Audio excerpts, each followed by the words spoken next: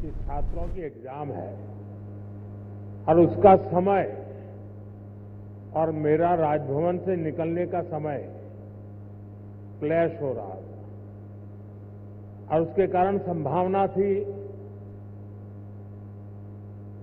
कि सिक्योरिटी के कारण अगर रास्ते बंद हो जाए तो बच्चों को एग्जाम देने के लिए जाने में कठिनाई हो जाए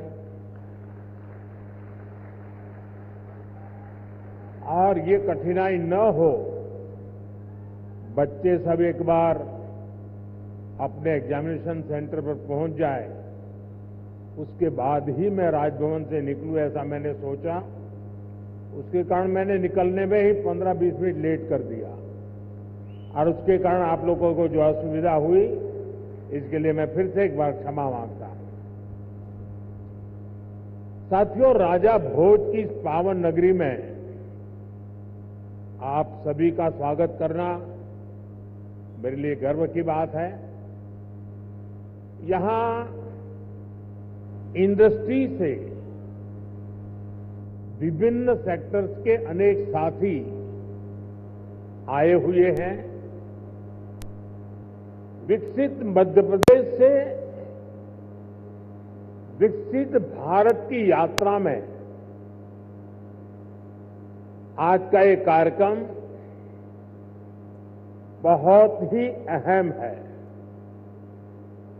इस भव्य आयोजन के लिए मैं मोहन जी और उनकी पूरी टीम को बहुत बहुत बधाई देता हूं। साथियों, भारत के इतिहास में ऐसा अवसर पहली बार आया है जब पूरी दुनिया भारत के लिए इतनी ऑप्टिमिस्टिक है। पूरी दुनिया में चाहे सामान्य जन हो, अर्थनीति के एक्सपर्ट हो, विभिन्न देश हो या फिर इंस्टीट्यूशन, सभी को भारत से बहुत आशाएं हैं। पिछले कुछ हफ्तों में जो कमेंट्स आए हैं वो भारत में हर इन्वेस्टर का उत्साह बढ़ाने वाले हैं। कुछ दिन पहले ही वर्ल्ड बैंक ने कहा है, भारत आने वाले सालों में ऐसे ही दुनिया की फास्टेस्ट ग्रोइंग इकोनॉमी बना रहेगा। ओईसीडी के एक अहम रिप्रेजेंटेटिव का कहना है, future of the world is in India. कुछ ही दिन पहले क्लाइमेट चेंज पर यूएन की एक संस्था ने भारत को सोलर पावर की सुपर पावर कहा था। इस संस्था ने ये भी कहा कि जहां कई देश सिर्फ बातें करते हैं, वहीं भारत नतीजे ला करके दिखाता है। हाल ही में एक रिपोर्ट आई है, इसमें बताया गया है कि ग्लोबल एरोस्पेस फर्म्स के लिए कैसे भारत एक बेहतरीन सप्लाई चेन के रूप में उभर रहा है। ग्लोबल सप्लाई चेन चैलेंजेस का जवाब वो भारत में देख रहे हैं। मैं ऐसे कई एग्जाम्पल यहां कोट कर सकता हूं जो भारत पर दुनिया के कॉन्फिडेंस को दर्शाते हैं। ये कॉन्फिडेंस भारत के हर राज्य का भी कॉन्फिडेंस बढ़ा रहा है और आज ये हम मध्य प्रदेश की इस ग्लोबल समिट में भी देख रहे हैं, महसूस कर रहे हैं। साथियों, मध्य प्रदेश पॉपुलेशन के हिसाब से भारत का 5th लार्जेस्ट स्टेट है।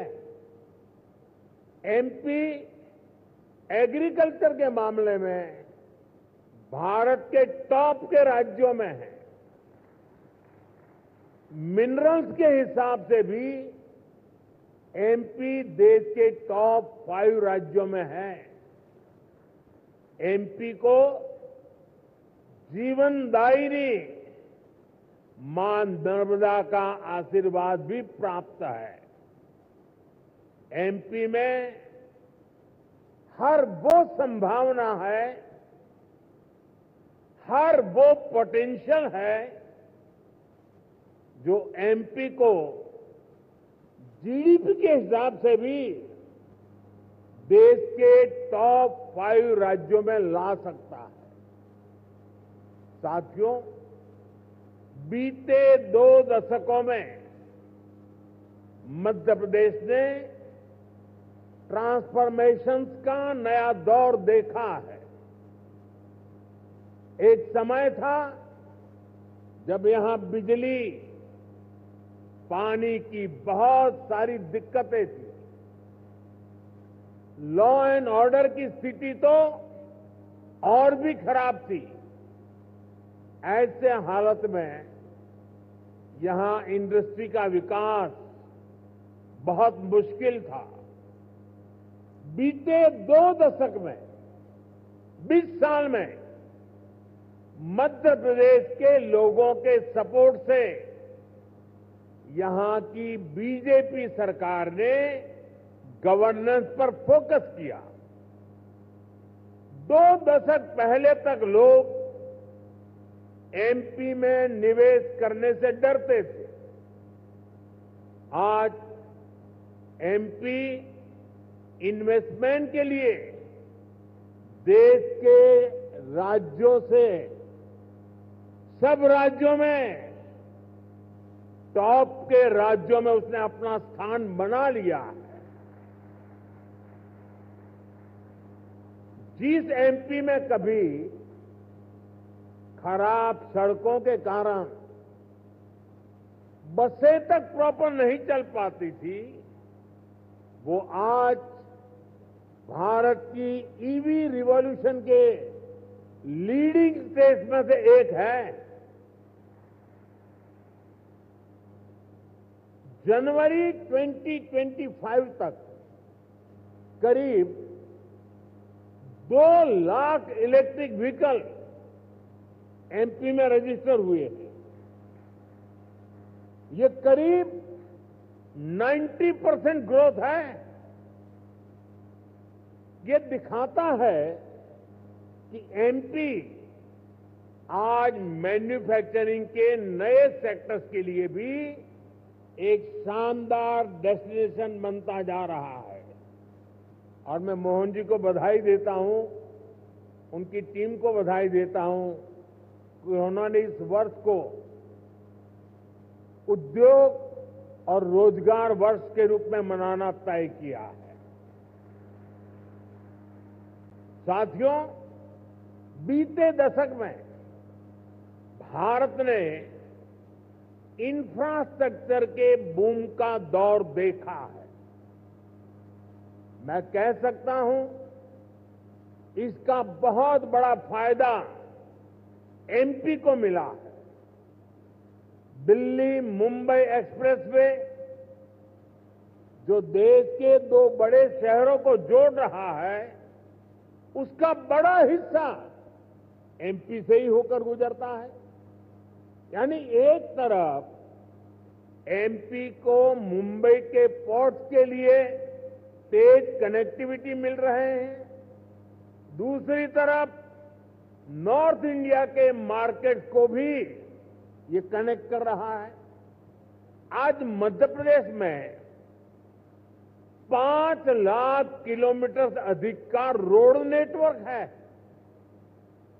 एमपी के इंडस्ट्रियल कॉरिडोर्स मॉडर्न एक्सप्रेसवे से जुड़ रहे हैं, यानी एमपी में लॉजिस्टिक्स से जुड़े सेक्टर की तेज ग्रोथ तय है। साथियों, एयर कनेक्टिविटी की बात करें तो यहां ग्वालियर और जबलपुर एयरपोर्ट के टर्मिनल्स को भी एक्सपांड किया गया है। और हम यहीं नहीं रुके हैं। एमपी का जो एक बड़ा रेल नेटवर्क है उसको भी मॉडर्नाइज किया जा रहा है। एमपी में रेल नेटवर्क का 100% इलेक्ट्रिफिकेशन किया जा चुका है। भोपाल के रानी कमलापति रेलवे स्टेशन की तस्वीरें आज भी सबका मन मोह लेती हैं। इसी तर्ज पर एमपी के 80 रेलवे स्टेशनों को अमृत भारत स्टेशन स्कीम के तहत मॉडर्न बनाया जा रहा है। साथियों, बीता दशक भारत के लिए एनर्जी सेक्टर की अनप्रेसिडेंटेड ग्रोथ का रहा है। खासतौर पर ग्रीन एनर्जी को लेकर भारत ने वो कर दिखाया है जिसकी कल्पना तक मुश्किल थी। बीते 10 वर्षों में करीब $70 बिलियन यानी 5 ट्रिलियन रुपये से अधिक रिन्यूएबल एनर्जी सेक्टर में ही इन्वेस्ट हुआ है। इससे पिछले साल ही क्लीन एनर्जी स्पेस में 10 लाख से अधिक जॉब बनी है। एनर्जी सेक्टर के इस बूम का भी एमपी को बहुत लाभ मिला है। आज एमपी पावर सरप्लस है। यहां करीब 31,000 मेगावाट पावर जनरेशन कैपेसिटी है, जिसमें से 30% क्लीन एनर्जी है। रीवा सोलर पार्क देश के सबसे बड़े पार्क में से एक है। अभी कुछ दिन पहले ही ओमकारेश्वर में फ्लोटिंग सोलर प्लांट भी शुरू हुआ है। सरकार द्वारा बिना रिफाइनरी पेट्रोकेमिकल कॉम्प्लेक्स पर करीब 50,000 करोड़ रुपए का इन्वेस्टमेंट किया गया है। ये मध्य प्रदेश को पेट्रोकेमिकल्स का हब बनाने में मदद करेगा। मध्य प्रदेश का जो इंफ्रास्ट्रक्चर है, इसको एमपी सरकार आधुनिक पॉलिसीज और स्पेशल इंडस्ट्रियल इंफ्रास्ट्रक्चर से सपोर्ट कर रही है। एमपी में 300 से ज्यादा इंडस्ट्रियल जोन्स हैं। पीथमपुर, रतलाम और देवास में हजारों एकड़ के इन्वेस्टमेंट जोन्स भी डेवलप किए जा रहे हैं। यानी आप सभी इन्वेस्टर्स के लिए यहां बेहतर रिटर्न की अपार संभावनाएं हैं। साथियों, हम सभी जानते हैं कि औद्योगिक विकास के लिए वाटर सिक्योरिटी होना कितना जरूरी है। इसके लिए एक तरफ वाटर कंजर्वेशन पर बल दे रहे हैं, दूसरी तरफ हम रिवर इंटरलिंकिंग का मेगा मिशन लेकर भी आगे बढ़ रहे हैं। मध्य प्रदेश की खेती, यहां की इंडस्ट्री इसकी बहुत बड़ी बेनिफिशियरी है। हाल में ही 45,000 करोड़ रुपए के Ken Betwa river interlinking project पर काम शुरू हुआ है। इससे करीब 10 लाख हेक्टेयर एग्रीकल्चरल लैंड की प्रोडक्टिविटी बढ़ेगी। इससे एमपी में वाटर मैनेजमेंट को भी नई ताकत मिलेगी। ऐसी सुविधाओं से फूड प्रोसेसिंग, एग्रो इंडस्ट्री और टेक्सटाइल सेक्टर में बहुत बड़ा पोटेंशियल अनलॉक होगा। साथियों, एमपी में डबल इंजन सरकार बनने के बाद विकास की गति भी जैसे डबल हो गई है। केंद्र सरकार कंधे से कंधा मिलाकर एमपी के विकास में, देश के विकास में जुटी है। चुनाव के समय मैंने कहा था कि अपने तीसरे टर्म में हम 3 गुना तेजी से काम करेंगे। ये स्पीड हम साल 2025 के पहले 50 दिनों में भी देख रहे हैं। इसी महीने हमारा बजट आया है। इस बजट में भारत की ग्रोथ के हर कैटालिस्ट को हमने एनर्जाइज किया है। हमारा मिडिल क्लास सबसे बड़ा टैक्स पेयर भी है। ये सर्विस और मैन्युफैक्चरिंग के लिए डिमांड भी क्रिएट करता है।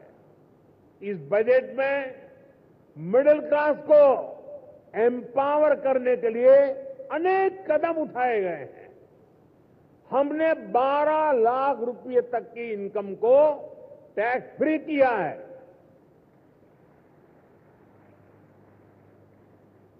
टैक्स स्लैब्स को रिस्ट्रक्चर किया है। बजट के बाद आरबीआई ने भी ब्याज दरें घटाई हैं। साथियों, बजट में लोकल सप्लाई चेन के निर्माण पर बल दिया गया है ताकि मैन्युफैक्चरिंग में हम पूरी तरह से आत्मनिर्भर हो सकें। एक समय था जब एमएसएमईज के सामर्थ्य को पहले की सरकारों ने सीमित करके रखा था। इसके कारण भारत में लोकल सप्लाई चेन उस लेवल पर विकसित नहीं हो पाई।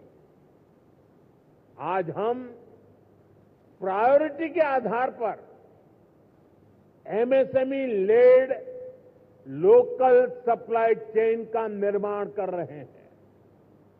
इसके लिए एमएसएमई की डेफिनेशन को और सुधारा गया है। एमएसएमईज को क्रेडिट लिंक इंसेंटिव दिए जा रहे हैं। एक्सेस टू क्रेडिट आसान बनाया जा रहा है। वैल्यू एडिशन और एक्सपोर्ट के लिए भी सपोर्ट बढ़ाया जा गया है। साथियों, बीते एक दशक से नेशनल लेवल पर हम एक के बाद एक बड़े रिफॉर्म्स को गति दे रहे हैं। अब स्टेट और लोकल लेवल पर भी रिफॉर्म्स को एनकरेज किया जा रहा है। मैं आपके बीच स्टेट डीरेगुलेशन कमीशन की चर्चा जरूर करना चाहता हूं, जिसके विषय में बजट में बात हुई है। हम राज्यों के साथ निरंतर बातचीत कर रहे हैं। राज्यों के साथ मिलकर बीते वर्षों में हमने 40,000 से ज्यादा कंप्लायंसेस को कम किया है। बीते सालों में ऐसे 1500 कानूनों को खत्म किया गया है जो अपना महत्व खो चुके थे। हमारा मकसद यही है कि ऐसे रेगुलेशंस की पहचान हो जो ईज ऑफ डूइंग बिजनेस के रास्ते में रोड़ा है। डीरेगुलेशन कमीशन राज्यों में इन्वेस्टमेंट फ्रेंडली रेगुलेटरी इकोसिस्टम बनाने में मदद करेगा। साथियों, बजट में ही हमने बेसिक कस्टम ड्यूटी स्ट्रक्चर को भी सिंप्लीफाई किया है। इंडस्ट्री के लिए जरूरी कई इनपुट्स पर रेट्स कम किए हैं। कस्टम केसेस की असेसमेंट के लिए भी एक टाइम लिमिट तय की जा रही है। इसके अलावा नए सेक्टर्स को प्राइवेट एंटरप्रेन्योरशिप के लिए इन्वेस्टमेंट के लिए खोलने का दौर भी जारी है। इस वर्ष हमने nuclear energy, bio manufacturing, critical minerals की प्रोसेसिंग, लिथियम बैटरी की मैन्युफैक्चरिंग, ऐसे अनेक नए एवेन्यूज इन्वेस्टमेंट के लिए ओपन किए गए हैं। ये सरकार के इंटेंट और कमिटमेंट को दिखाता है। साथियों, भारत के विकसित भविष्य में 3 सेक्टर्स की बहुत बड़ी भूमिका रहने वाली है। ये तीनों सेक्टर्स करोड़ों नई जॉब क्रिएट करने वाले हैं। ये सेक्टर्स हैं टेक्सटाइल, टूरिज्म और टेक्नोलॉजी। आप टेक्सटाइल के सेक्टर को ही देखें तो भारत कॉटन, सिल्क, पॉलिएस्टर और विस्कोस का दूसरा सबसे बड़ा प्रोड्यूसर है। भारत का टेक्सटाइल सेक्टर करोड़ों लोगों को रोजगार देता है। भारत के पास टेक्सटाइल से जुड़ी एक पूरी ट्रेडिशन भी है, स्किल भी है और एंटरप्रेन्योरशिप भी है। और मध्य प्रदेश तो एक प्रकार से भारत की कॉटन कैपिटल है। भारत की करीब 25% organic cotton supply Madhya Pradesh से ही होती है। मध्य प्रदेश मलबरी सिल्क, इसका भी देश का सबसे बड़ा प्रोड्यूसर है। यहां की चंदेरी और माहेश्वरी साड़ी बहुत पसंद की जाती हैं। इन्हें जीआई टैग दिया जा चुका है। इस सेक्टर में आपका इन्वेस्टमेंट यहां के टेक्सटाइल को ग्लोबली अपनी छाप छोड़ने में बहुत मदद करेगा। साथियों, भारत ट्रेडिशनल टेक्सटाइल के अलावा नए एवेन्यूज भी खोज रहा है। एग्रो टेक्सटाइल, मेडिकल टेक्सटाइल और जियो टेक्सटाइल, ऐसे टेक्निकल टेक्सटाइल को हम बढ़ावा दे रहे हैं। इसके लिए नेशनल मिशन शुरू किया गया है। इसे बजट में भी हमने प्रोत्साहन दिया है। आप सभी सरकार की पीएम मित्र स्कीम से भी परिचित है। देश में टेक्सटाइल सेक्टर के लिए ही 7 बड़े टेक्सटाइल पार्क बनाए जा रहे हैं। इनमें से एक मध्य प्रदेश में भी बन रहा है। ये टेक्सटाइल सेक्टर की ग्रोथ को नई बुलंदी देने वाला है।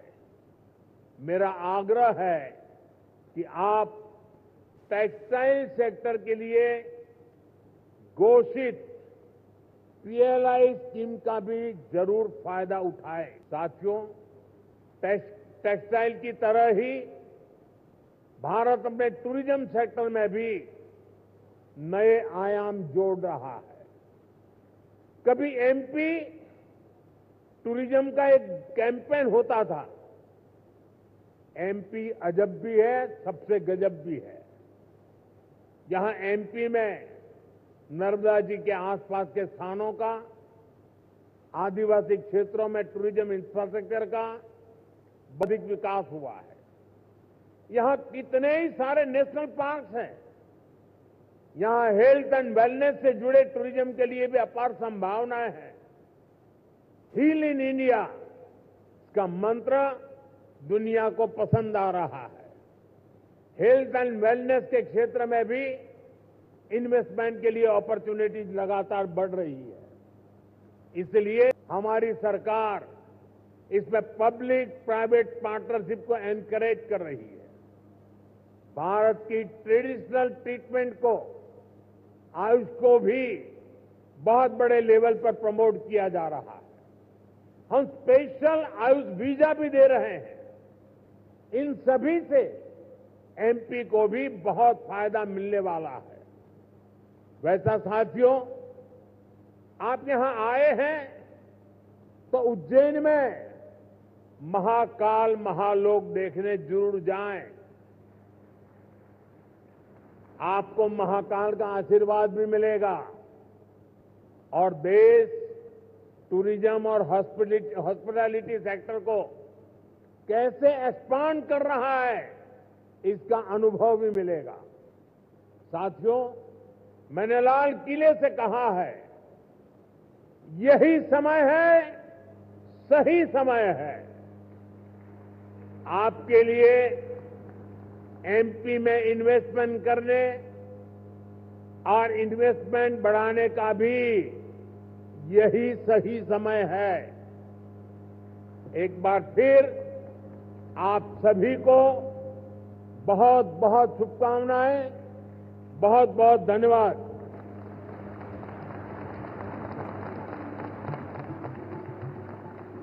बहुत बहुत धन्यवाद माननीय प्रधानमंत्री जी, आपके प्रेरणादायक संदेश के लिए, हमारे निवेशकों के लिए, हमारे विकास को दिशा देने के लिए, मध्य प्रदेश के लिए विशेष आशीर्वाद के लिए। आपके नेतृत्व दृष्टिकोण ने न केवल भारत को बल्कि हमारे मध्य प्रदेश के उज्जवल भविष्य की नई दिशा निर्धारित की है। दिव्य सज्जनों, एक बार जोरदार तालियों के साथ अपने